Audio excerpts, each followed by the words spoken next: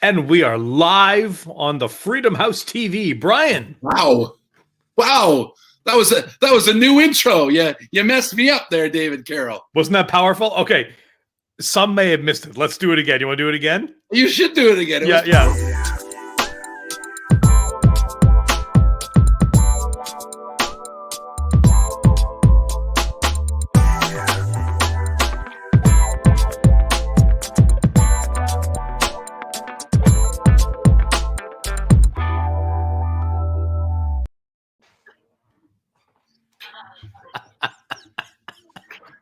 See, that was good. It was pretty good. Should we do it again? No, we won't. The fact that we were both dancing like dorks at the end, though, was very concerning. It was appropriate. It was appropriate. Yeah. Yeah, good. Well, there you go. Come on, David. All right. Well, How it's are Thursday you? night.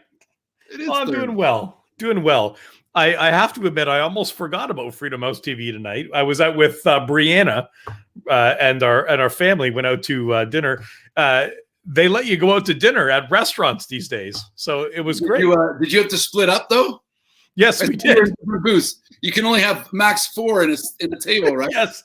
Yeah. So we waved at each other from across the Great Divide, and we let Brianna, because it was a big celebration. She sat by herself. Is that what I? Yes. In honor of celebrating her, she got to sit all by himself. In honor of your great accomplishment, sit in the corner. Yes. Good. Well, Brian, we have been celebrating Black History Month along with the rest of our society this last month, and we've had some wonderful discussions here on Freedom House TV with Anne-Marie Morace. That was really, really great, and her brother Philip Morace. We had the bookending Morace family. It was fantastic. And tonight we have two wonderful interviews that we did throughout the week that we're going to share on Freedom House TV. Our friend Love, who is a part of our young adult ministry, and also Patrick Barnswell, who is a wonderful part of him and his whole family of everything that we do here at Freedom House. And we're going to share these two interviews as we sort of wrap up a series. It's been a great couple, I guess, a month and a half talking about story, and the month of February talking about story. So the theme for the year is shine, and we're talking about how do we use our story to shine. Never got into it much during the series, but it was almost exclusively what the Apostle Paul used. Like if you read the book of Acts, like he's just exclusively just going around telling his story, what God did for him. And if they ask, he'd go a little deeper. So it's pretty significant. And so finding a way to couple that with some of our friends' stories from our Black community in Freedom House was a great time for us. Story is a really neat, it's a topic that I've always loved. And I got within arm's length, a couple books by Donald Miller about called Story Brand, building a story brand. And then a book he wrote years ago called Million Miles in 1,000 Years. And great author who really, like us, believes that story is incredibly powerful. And we've been working through this at our church and with our staff and trying to tell some neat stories. So are you ready for a story, Brian? Oh, buddy, I'm ready. I'm ready for a good story. You ready for a story? All right. Well, excellent. So let's start off. Time story, Uncle Dave. Who do you want first, Patrick or Love? Which one you want? What's your pleasure? Let's go, Love. All right, cool. This is the story of our friend. Am I still allowed to say ladies first, or is that something wrong? In that? No, I think that's okay. I think it's okay. All right. I think it's okay. Let's do that. Love first, and then we'll come back and chat.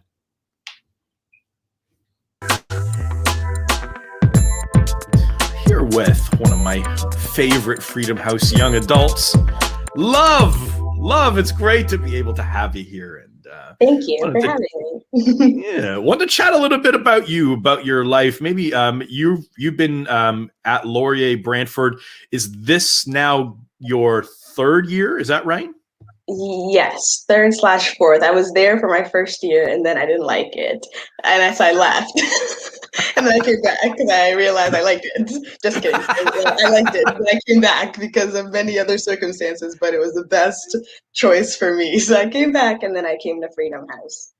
Love, tell us a little bit about yourself. You're from Newmarket. You came to Brantford. What brought you to Laurier? And tell us a bit about the program that you're in and who you are, where you came from. Yeah. So originally I'm from Nigeria, born and raised. So moved to Canada 10 years, going to be 11 years actually. A couple months, in a month. Actually, in a month, exactly today. So, so that's been really cool. So coming to Laurier, I'm in the social work program, which I really like the program, hence why I came back after I left my first year. Yeah, I just have always been interested in like helping people and working with people, not necessarily helping, but working with people. And I was interested in law and everybody said be a lawyer. And I said, no, I want to do something more like constructive with people interaction and like making imminent change and stuff. So social work, I didn't even know what it was, but my mom suggested social work. So I looked into it and I applied and I came to Laurier. What aspect of social work do you go, hey, this is something that I could see myself in going forward? Just the aspect that like, obviously the systems aren't the best and everyone's situation is different. So even if the system changed permanently for good, that wouldn't necessarily always like make people's situation different. So for me, it's more like everyone's situation is different and working with individual people to like see the best result for them, because it's not cookie cutter type stuff and no one's lives are the same. So yeah. What do you see as the differences just between systems of care and help in Nigeria and systems of care and help here? Well, I was young, so don't know much. But that was always like a big involvement for me. Like my parents, God bless them, are like the most caring ever. I think everybody ever lived in my home. So just like caring for people has always been a thing that I grew up with, and like family involvement and other people being involved and stuff, and looking out for like your community and your church and stuff. So from a social perspective in Nigeria, I have no clue, but from like an immediate family wise, like people looked out for each other within the people on your street, the people in your church, your family members. So that was always something that I knew was close to me. In my limited time in Africa, Christy and I were in Ghana for 7 months in our early 20s. And that was one of the real stark differences that we noticed, was the amount of care that families gave to one another and that families gave to others. Like the amount of intentionality of, there's someone who has a need. Well, of course, we're going to care for it, be it church, be it family, be it individuals. We noticed it in a very pronounced way, so much so that it was one of the, motivations of when we came back to Canada to be able to start things like the Kindness Project. And how do you get people thinking about one another again? It was the stark difference in the West African culture that we noticed to hear. Yeah, and even now, like, trying to do that, at least for my parents, like they're still helping everybody. But even though, yeah, anyway. But it's just like, I think even because I grew up here more, so it's sometimes I'm like, hey, like, don't be in someone's business, or like you're doing too much type thing. But then I like still have to, like, it's so great to have my parents who like still uphold that value of peoplehood, and it's helped me to uphold the value of like people even within this culture, that it's not so prominent to be in someone's business, not because you're nosy, but because you're nosy to help. And I'm very nosy. It's awesome. Okay, next question is, what was your inspirational to become somebody transformational? I've noticed that in your life, even just chatting we haven't seen each other in person in a year now, but in the times that we've been able to chat both before and during the COVID time, you have a desire to be able to care for people and to be able to make a difference. Why is that in you? What was your inspiration to be somebody transformational? A big part of that is my culture and my faith. So my culture says family and people over everything, and faith, God says love everyone, and do your best to support people.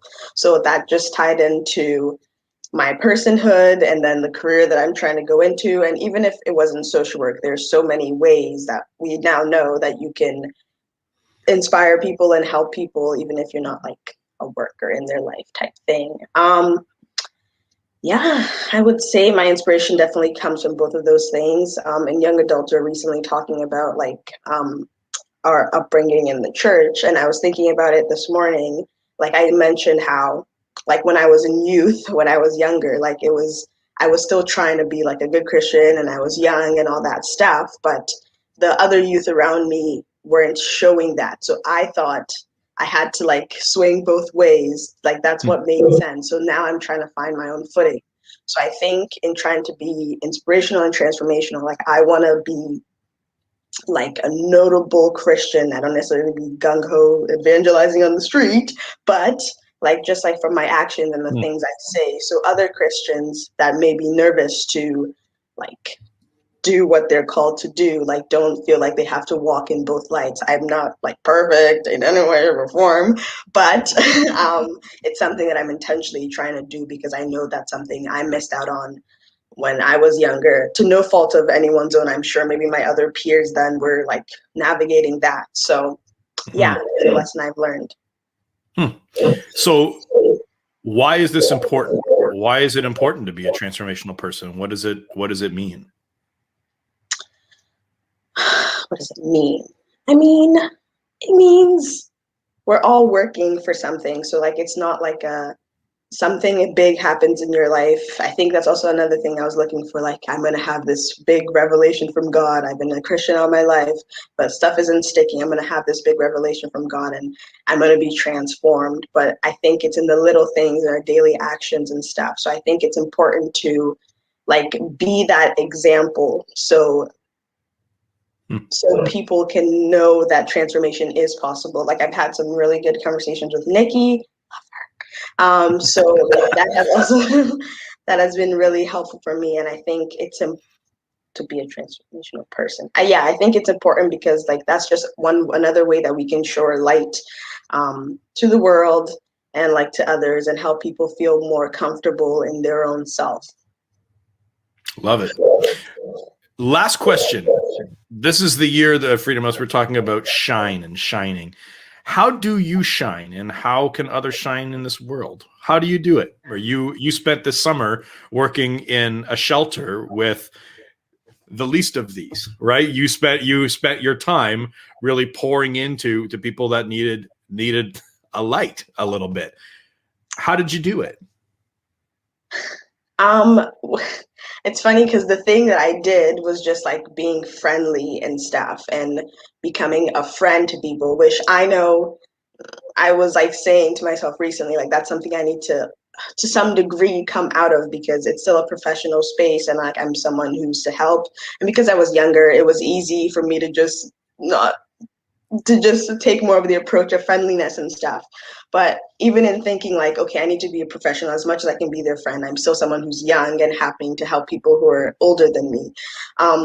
I think I was just like thinking like I should still put that approach first. Like it's still obviously someone who is able to listen to them, able to care, like have humor within it, not just like criticism necessarily or like restructure your life in these ways, but just like obviously seeing things from their lens to the best of my abilities, without like a judgment and more just like we're friends and you're telling me something, if that makes sense.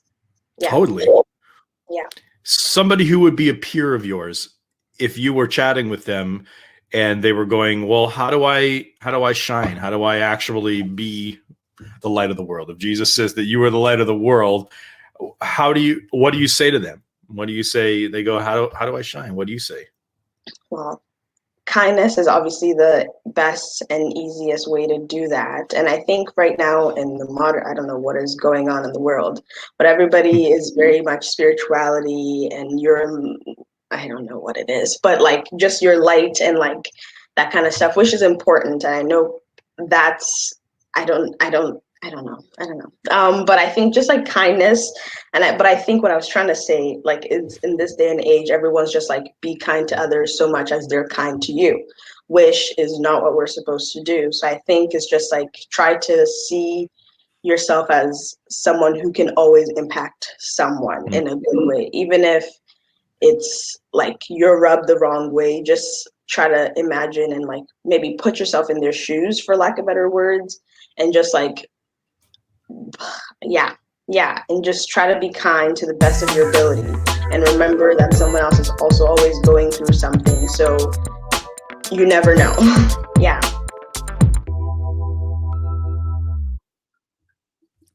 How good was that? That was really good. When I went before we started Freedom House TV tonight, Vanessa wanted to know who was on Freedom House TV, and I told her Love was on it. She goes, I love her. And I thought that was very appropriate. And anyway, she goes, she's so nice. She's like, I think she's one of the nicest people ever. Dad, don't you think? And so I think everything she said there, which sometimes can just be, I'm on camera, I should say good things. She's actually for sure doing it. Yeah, right? Yeah. It's fascinating. And I mentioned that at the beginning of the interview. It really honestly was one of the things that Chrissy and I made note of in our time in West Africa. Like, you grow up caring for other people. Like, it would be very rare for somebody growing up in West Africa not to often be having other people in their home and caring for other people and making sure that family members were cared for. And it was such a stark difference coming back here when we were young. And I was actually doing an interview today with Josh Wall, one of our city councilors, who is also, you know, a real estate agent and entrepreneurial community member, as well as being a city councilor. And I was telling some of this story, and it was such a I guess a foundational thing for us to be able to be there and see that and know that our culture can be that. We just have to choose to be caring, right? We just have to actually choose to be transformational. And that was one of the things that, he was asking about, why do you care about the community and why? And I said, truth be told, I am a pessimist more than an optimist. I am a glass half empty more than a glass half full. But the reason why I do it is because I choose to. And I think that some of the best people are not naturally that way, but they choose to do that because it's the right thing to choose to do, right? And I think no matter how you are, you have to choose to do it, because even people like Love, who I'm pretty thankful she didn't choose to be a lawyer, because I think it would destroy her to do that. Yes. I think social worker, people working with people is good, but she's going to have to choose it too, because sometimes people that are really wired for people walk over them. So they have to find that balance of, how do I keep choosing to do this and draw boundaries. And, people like us, boundaries are easier, but making those caring steps are the important ones, right? Yes, for sure. Really important. Well, tonight you are totally in luck, because if you like stories, we have a double dip tonight, because we not only have Love, but we also have our friend Patrick. And Patrick he's an incredible guy, and we got about a 10-minute chunk talking about his life, but it doesn't even do it justice, right? like some of these little snippets that we've been doing here on Thursdays and even, smaller snippets on Sundays, you can't even do people's story justice. Like, you got to be able to get into these people's lives and hear some of the, actual backgrounds about why they care and what they do. And so you should absolutely get a hold of Love and talk to her about her life, and same with Patrick. And so let's run the Patrick interview, and then we'll come back and chat about that. How's that sound, Brian? Sound good? Great idea, David. Great. Well, you're in luck. That's what we're doing. Perfect. Well, Patrick, we wanted to have you here on Thursday night, Freedom House TV, and we're taping this a few days earlier, because by the time Thursday nights roll around, you are off serving out at Why Not talk a little bit about what you do over there at Why Not. Well, first I want to say that I'm grateful for the opportunity of working with the youth. Why Not? We focus on troubled teens, and basically they're just crying out for love, support, and understanding. And I'm just part of the team that provide that for the kids. We help them in so many different other aspects. Again, like I said, to get their social insurance card, to get their health card. And you'd be surprised, stuff like that, which is a basic family would do, these kids lack. Yeah. So that's kind of more what we do. We support, we bring encouragement, help them with their whole homework. And the positive thing right now is that we're Christian based. So we have an opportunity of ministering to them and share the gospel with them. And we had several over the last week who give their hearts to the Lord. So, and these are, like I said, these are street kids, and they're, turning a new chapter. They're excited about what God is doing. They're talking about God. But don't get me wrong, every so often the F word comes out or this comes out because, again, it's part of their DNA. But you know what, with their beliefs now and their values, they're starting to evaluate and they're starting to understand, how we carry ourselves and the words we use and how we use them and when we use them. So it's great seeing just the changes and what God is doing and Why Not. Chat to me a bit about your background in life. You guys have been at Freedom House for the last couple of years, and I guess, has it been like 2 or 3 years now? 3 years? Maybe? It's 3 going on 4. 3 going on 4. How about that? And it's funny as you ask. So the background is, growing up in Black churches and stuff like that. And we just felt led for, we wanted more. And God led us to Bradford. And then fine. So that was the first stop. Then our agent, we were asking, is there a church that is just out there? They get involved and their community and they're making changes and stuff like that. I got the church for you, Freedom House. I said, they're radical. You'll love them, coming from the background of the Black church where we clap hands and we sing and we dance and we showed up. Not many Black folks there, but we showed up and there it is. They're clapping their hands and they're singing and shouting and praising God. And literally from the first time there, we knew this is where God wanted us to be because there was an outward focus on ministry, not so much within the within the circle, but it's, there's Frosty Fest and this and that and different outreach that they do on a regular. And like I said, from the Caribbean, I'm not the guy into the cold. But but being out there for a lot of the events that we did in the wintertime, we're cold, but we're spiritually warm. And it was a nice feel just to kind of see the community come together, and we're giving back to them, and we're saying we love you guys. We're doing this. We love your kids. We appreciate your and as a result, one by one, they'll start to come to the church, and we minister to them, and they too become very involved. So getting to know you over the last number of years, I've been able to hear some of your stories, your background. You've worked in corrections and worked with youth in really perilous or like at least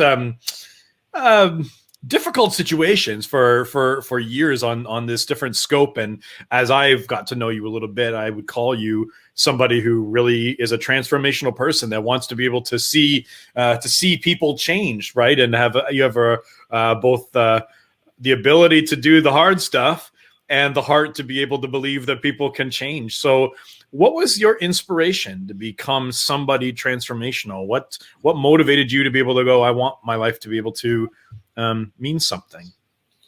Well, that's a long. I could get into a length of just start and finish, but the key points though was that I really wanted my life to make a difference. I wanted it to count. I wanted to have value. I realized that God has given me certain giftings, and I wanted to use that to help others to become better, stronger, more positive. I can share a testimony where these are some of the things that motivated me to persevere.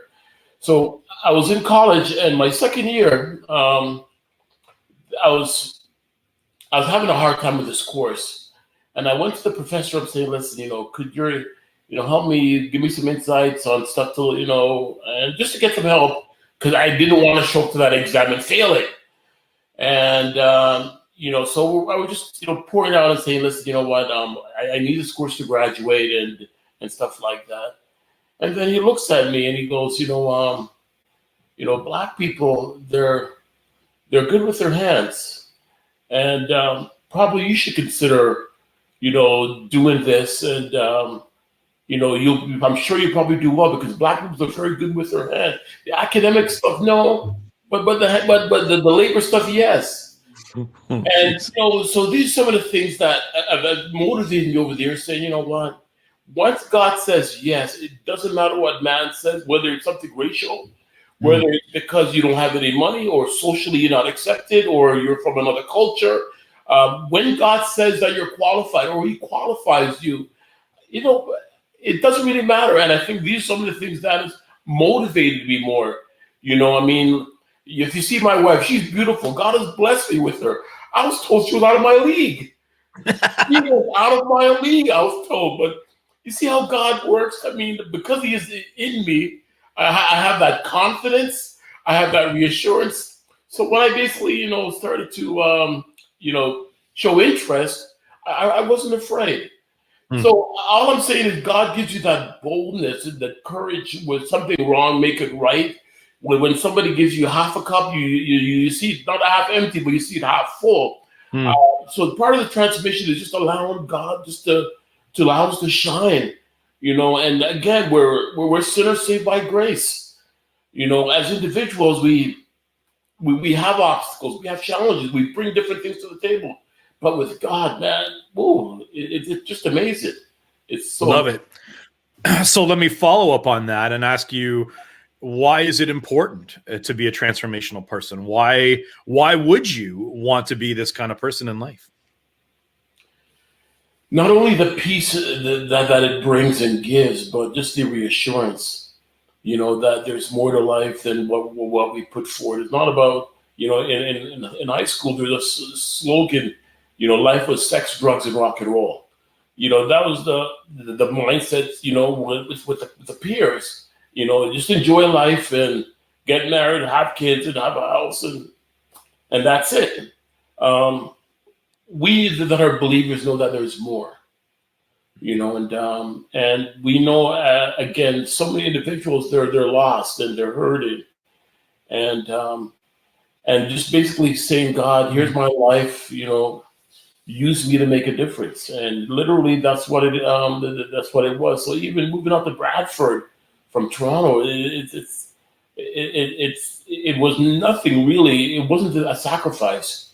It was, this is where God needs me to be. And I know yourself. You've gone on missions, and you stayed in a foreign place and had to learn their culture. And again, why did you go? Because you were being obedient to God, and that's part of the building block. There's things that we have to go through that God. It's like Moses. His experiences before he went back and freed the Israelites there. There's a journey that each one of us must take, and we must know that. And God provides those insights. Yeah, that's awesome. All right, one more. Okay, so this is the year to shine that you mentioned. We've been talking about that quite a bit at Freedom House this year, and we'll continue. So how do you shine? Like, what is your daily thing that you go, this is how I shine, and how can other people shine in this world? Well, the basic for me, right, is one, showing up to work every day, allowing my life to be an example. Also showing up to church on a regular basis as well too, because there is encouragement that we bring to each other and that we all need. And you know what? Again, the word tells us, "Let your light so shine before men, that they may see your good works and glorify your Father which is in heaven." And for that to take place, we got to be visible. We got to be present. And so for me, it's one of those building blocks that I value. When the doors open for ministry, we walk through it. When there's an opportunity to serve, we serve. Because again, we see God's blessing, and that's one thing too. Even with our home, God's blessed us with our home. But one of the prerequisites that we put in place is that our home is going to be open for ministry, whatever opportunity presents itself. That's how we choose to live. And I'll tell you something. God is blessed in so many different ways just because of our obedience. So again, my wife Angie, myself, and then the kids, we were involved with ministry, not just as an individual, but as a family. And that's something that we've dedicated, and we've had that talk with the kids. They're big enough and they understand. So that's how we kind of shine, by just letting go and letting God and just being an example and just loving it.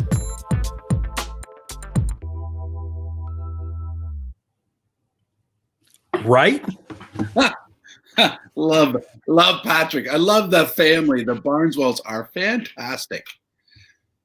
And again, I'll just say that it's not just words, man. These guys, I don't know if anybody that does it better, that comes along and volunteers and works and gets the vision and works to make the vision happen. They're amazing. Yeah, totally. I mean, obviously, I love the end of that, right? It's like, go to church, open your home, you know, like whatever you can. We have degrees of restrictions of opening homes, but the minute that you can, open the thing up. Bring people over. If you have to sit on the porch, sit on the porch, right? Like, find ways to be able to connect with people, and it's doable. It's listening to these guys talk about their neighbors. This past summer, we were over at their house quite often. They just said, let's use our home as a base to be able to. We did like the candy giveaway. I can't remember. We called it something clever. I don't remember what the clever title was, but we did for the lockdown. Yes, we did some kind of outreach in their neighborhood, and it was so effective because not just that we had people that came and did it, but it was because they had cultivated a relationship with their neighbors, right? And they had already built a relationship, and so then you drop something else on there, and it was just incredible, right? The summer before was, again, telling sign of that is that we were doing a backyard thing, the church, one of our summer barbecues, the year that we could do that. And it was like so many people, and their neighbors went, "Hey, come and use our pool." And we just overflowed into the neighbor's backyard because Patrick and Angie had cultivated such a great relationship, and great conversations came into that, and was able to talk to the neighbors, and it was awesome. It was great. There are some fine folks at Freedom House, Brian. Some incredible people. We certainly do. A lot of good people with great stories. So just because it only took us a month to get through a few stories, maybe others can take some time to call somebody or send them a message to get to know them, because everyone's got a story. We're all writing even better ones, so that's good. Very much so. All right, what's coming up this Sunday, Brian? Why should people register at freedomhouse.ca to come and see it in person, or you can watch online, but in person's even better? I'll try to be quick.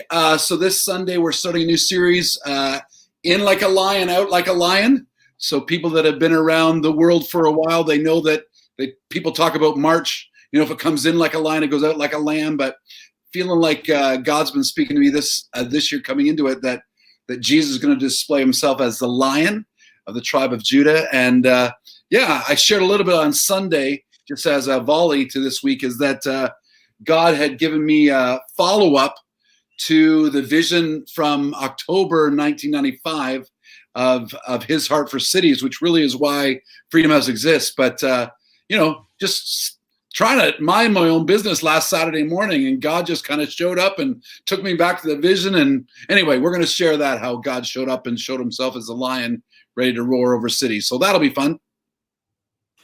Heck yes. Let's do it. Let's do that. I'll be there. Me too. I'm coming. You should totally come. I will register and be there. See you then.